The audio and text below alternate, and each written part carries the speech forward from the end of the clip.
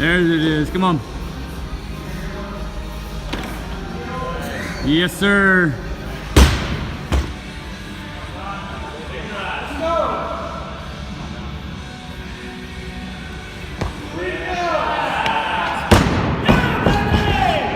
Where were you before that? Come on, Sammy. Anywhere? I wasn't training weightlifting at all. Just CrossFit.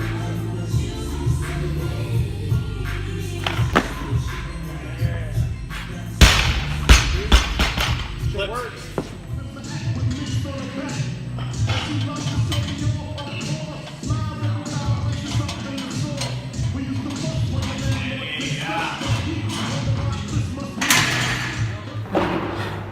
Hey, what's up guys? Coach Jonathan. I'm with Steadfast Barbell. Today I'm down at CrossFit Bexley with some of my buddies, fellow weightlifters, coaches, and peers in the industry. I'm joined by, to my left here, Daniel Walter. He's a CrossFit coach at CLC, CrossFit, or Columbus Lifting Company. He also works with Corey Gregory Fitness, and Bar Shield. He's involved with Bar Shield with this guy to my right, Blaine Burgess, who's a CrossFit and weightlifting coach down at Fit Club in Columbus and FC Barbell. And then finally, Sam Metal Hartman. He's a CrossFit and weightlifting coach at CrossFit Clintonville, and then here at this lovely facility in Bexley. Want to kick it off for us, bud? Yeah, thanks, John. So today we're going to talk about sort of cross-training CrossFitters that want to do weightlifting and how to sort of approach that programming. I think all of us are at gyms where there's a CrossFit component and a weightlifting component. So what are some of the challenges that you guys have seen in terms of a CrossFitter coming to you who wants to do more weightlifting and how they balance that with the wide array of things that they're doing in CrossFit? So I think first and foremost, it's pretty easy to realize early on in CrossFit that 80% of what gives people trouble is 20% of the most dynamic and hard to obtain skill sets. So that typically falls under the blankets of weightlifting and gymnastics. So your muscle ups, your snatch, your overhead squat, your clean and jerk. All those things tend to be the hardest skills to gain. You have to drill the most and do the most kind of extra work on. You don't necessarily have time in an hour CrossFit class to hammer what you need to hammer there. So once people realize that, they can understand that, then dedicating yourself to maybe, say, a year of weightlifting training that gets your weightlifting level up to a certain standard. Obviously, you can still train metcons and stuff, but I think it's easier to put an engine on a strong athlete than to try to maintain your engine and gain strength. So definitely, it's one of those things you can kind of pinpoint. I think as soon as an athlete can realize that, that's kind of where you go. I think that's a good point. And when you initially asked the question, I had no clue what my answer was going to be until he just kind of mentioned something. And one of the biggest challenges that I'm faced with is when I have CrossFitters, I operate Steadfast Barbell within a CrossFit gym.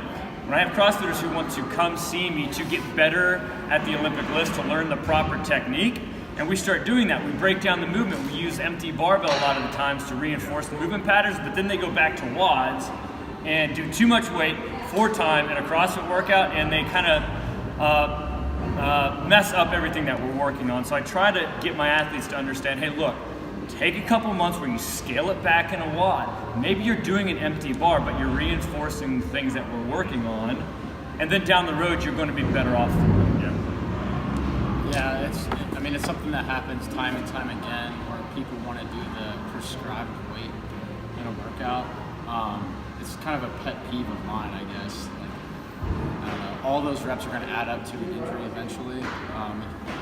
That's just the inevitability of it. So I know like when I started back in 2011, I like was obsessed with the snatch. Like I wanted to be good or decent at the snatch. So the first step was becoming comfortable overhead. So as simple as doing an overhead squat and attaining that correct positioning, and then progressing to a snatch balance and feeling comfortable dropping under the bar.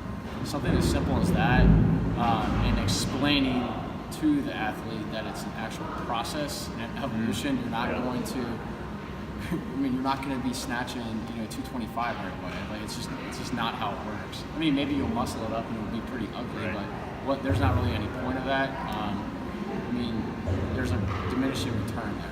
So I see one of the themes is obviously technique as a primary focus when it comes to Olympic weightlifting. And obviously there's technique with muscle ups, there's technique with pistols, all the things that we do in CrossFit.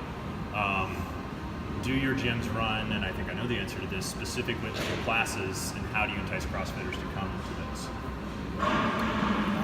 So what I like to do is, I think one thing that Dan does really well also is with your weightlifting training, obviously we're training for the Arnold Classic right now. The three of us are lifting in it. Sam's not, but he could or should. He's coaching. Coaching at it. But one thing you could do, it doesn't mean that you have to stop doing Metcons, you just have to be smart about your Metcons. So I entice CrossFitters by, I drop into a Metcon and I'm doing the RX weight and I'm doing the workout faster than them because of the strength portion. And they say, oh wow, if I was stronger, I could move like that and I would go faster. It's not necessarily a function of just my aerobic conditioning, it's also the strength and the aerobic conditioning together. So enticing people to come with that and saying like, hey, you can keep your aerobic conditioning or build an engine afterwards.